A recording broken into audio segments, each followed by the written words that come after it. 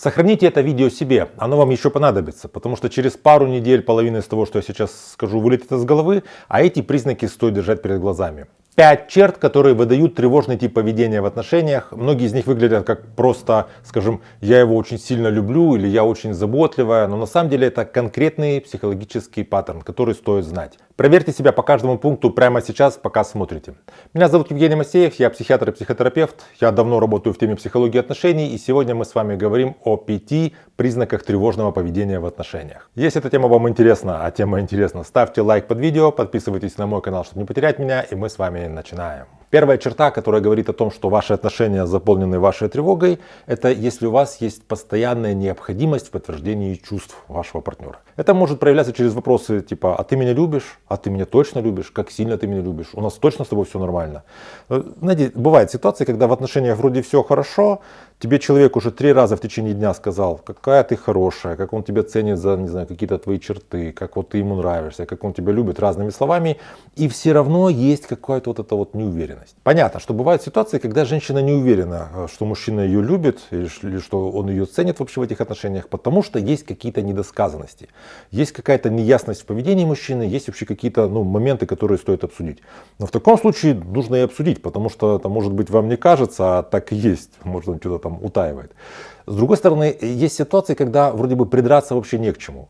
Умом женщина понимает, что мужчина же абсолютно очевидно, что ее любит, но сердце не на месте, и эмоционально она не может никак себя успокоить.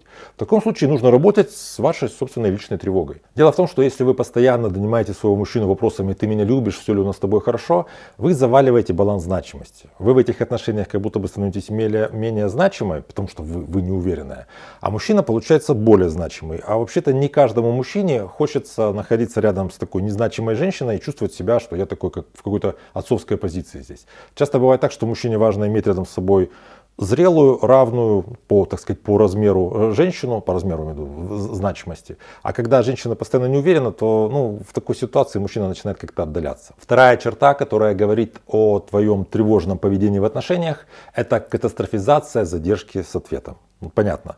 Написала мужчине, мужчина не отвечает, ты начинаешь уже накручивать. Так накручиваешь уже какие-то катастрофические варианты, что там происходит. Это связано, как правило, с низким уровнем толерантности к тревоге. Дело в том, что если ты мужчине написала, он не отвечает, непонятно, почему он не отвечает. У тебя нет данных. Ты сталкиваешься с какой-то неясностью, с чем-то таким неизведанным. Это, как правило, у людей повышает уровень тревоги. Но есть люди, которые имеют высокую толерантность к тревоге. И например, женщина написала мужчине, он не ответил, она думает, непонятно в чем дело, наверное, до вечера как-то все прояснится, или может быть завтра, пока займусь чем-то другим. Есть люди, у которых низкий уровень толерантности к тревоге, и если такой человек столкнулся с чем-то таким неизведанным, неясным, он фиксируется на этом, не может больше ни о чем другом думать, и женщина уже сидит себе и размышляет, и у нее в голове появляются такие катастрофические мысли. Может, он куда-то заболел, может, у него телефон разрядился, может, его ограбили, а может, он обо мне плохо думает, может, он издевается надо мной и поэтому не отвечает, может, он с другими женщинами. Куча мыслей в голове, женщина застряла в этом накручивании, она исключилась из какой-то своей жизни. В такой ситуации ты просто сама себя съедаешь. Тут нужно поработать со своим уровнем тревоги. Еще стоит сказать, что эта катастрофизация задержки ответа тем более значима в современном мире в ситуации, если это у вас отношения на расстоянии. То есть понятно, что если, скажем, ты написала мужчине, а он ничего тебе не ответил, но вечером он придет, то эта ситуация немножко отличается от ситуации, когда ты ему написала, он ничего не отвечает, и он живет в другой стране. Потому что во второй ситуации тревожно накрутить себя гораздо проще. Поэтому тоже нужно это учитывать. Любое отношение на расстоянии, оно предполагает большее количество тревоги в отношениях. Третья черта тревожного поведения женщины в отношениях – это полное растворение границ и отказ от собственных желаний, какое-то присоединение к желаниям мужчины. Как только женщина сталкивается с какой-то дифференциацией в отношениях, у нее появляется страх, вернее даже тревога, отдаление или то, что они расстанутся. То есть, скажем, у женщины есть хобби, это танцы, у мужчины, предположим, теннис. И наступает вечер, вроде бы как мужчина идет на теннис, женщина может пойти на танцы, но у нее уровень тревоги настолько повышается, что ей уже не хочется идти на танцы. Ей это не приносит никакого удовольствия. И она идет с мужчиной на теннис, начинает заниматься с ним каким-то общим этим хобби. Она интересуется этим, он начинает ей вроде бы как нравится, но так происходит со всем. То же самое происходит с там, с подругами, друзьями. Те люди, с которыми она раньше общалась, когда она общается, но мужчины рядом нет, у нее повышается уровень тревоги. С этими людьми ей уже спокойно общаться не получается, и она старается больше быть с мужчиной. Она очень скоро начинает больше проводить время с его друзьями, чем со своими. Происходит такая вот изоляция. Полное стирание границы, полное растворение в партнере. Четвертый признак тревожного поведения женщины в отношениях — это ревность. Хроническая, постоянная ревность. Коллегам, каким-то, я не знаю, там, людям на улице. То есть такая ревность, которая может выглядеть максимально нелогичной. Мы здесь не берем во внимание ситуацию, когда ревность связана с кризисом доверия. Это когда мужчина раньше, скажем, изменил, были какие-то связи с другими женщинами, было какое-то, предательство.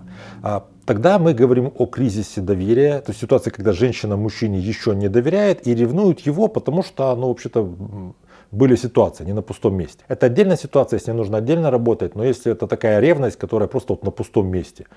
Казалось бы, не придерешься, непонятно, почему вообще мужчину нужно ревновать, но женщина его все-таки ревнует, то часто это бывает связано просто с повышенным уровнем тревоги. Женщина тревожится по поводу всего, то есть, соответственно, она не уверена ни в чем, и в частности, она не уверена и в своем мужчине.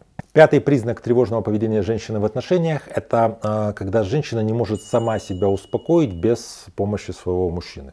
То есть где-то какой-то конфликт, там на работе или еще где-то, женщине важно мужчине написать или позвонить, и он ей говорит там пару слов, и тогда только она успокаивается. С одной стороны, вы можете сказать, а зачем тогда вообще нужен близкий человек, как не для того, чтобы когда тебе плохо, чтобы он тебя как-то мог, успокоить, утешить. Да, я согласен, но мы здесь говорим о такой ситуации, когда женщина сама себя никак не может успокоить, она может успокоиться только с помощью своего мужчины. То есть как только что-то произошло, она всегда думает о нем, стремится к нему. Во-первых, он может быть просто не в доступе, а во-вторых, может быть такая ситуация, что поконфликтовала женщина с мужчиной со своим. И получается, вы находитесь в конфронтации, у женщины тревога зашкаливает, и ей важно, чтобы он ее успокоил, так как она с ним в конфликте. То есть ее никто не может успокоить. Поэтому очень важно, чтобы были эти навыки самоуспокоения, чтобы вы были вообще понимали, что происходит с вашей тревожностью. Это такой момент, с которым важно работать. Это тревожное поведение часто бывает не вполне осознаваемым. То есть женщина ведет себя так автоматически, по привычке, не совсем замечая, что с ней происходит.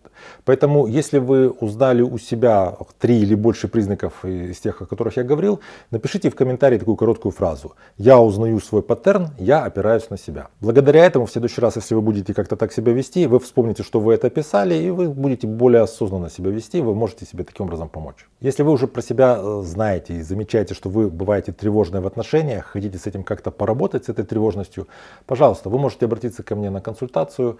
У меня под каждым видео на канале есть ссылка для записи. Пишите, я работаю с людьми из разных стран, из разных часовых поясов, договоримся, будем работать. К тому же надо понимать, что повышенная тревожность, если она проявляется в отношениях, она скорее всего проявляется где-то в других сферах жизни, и с этим все-таки важно поработать. Также напишите, пожалуйста, в комментариях, если вы когда-то замечали, что у вас повышается уровень тревоги в отношениях, что вы в такой ситуации делали. Я вам буду благодарен, если вы поделитесь своим опытом. Если эта тема оказалась для вас интересной, ставьте лайк под видео, подпишитесь на мой канал, чтобы не потерять меня, берегите себя и своих близких, и до встречи в следующих выпусках.